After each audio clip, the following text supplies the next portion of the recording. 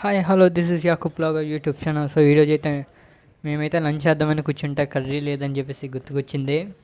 So ఇంకా curry అయితే బయటికి వెళ్ళి తీసుకుంటున్నాం. కానీ ఎండ చూస్తే చిత్తగొట్టి చెవులైతే మూసిందబ్బా.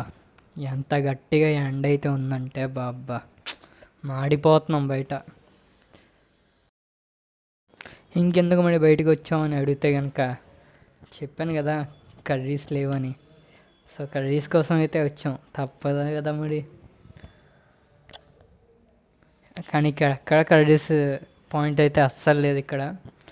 సరే అని కొంచెం ముందుకు వస్తే మనకి కొంచెం ముందు దూరంలోనే కర్రీ పాయింట్ అయితే కనబడింది. సరే అని చెప్పేసి అక్కడికి అయితే వెళ్ళాం.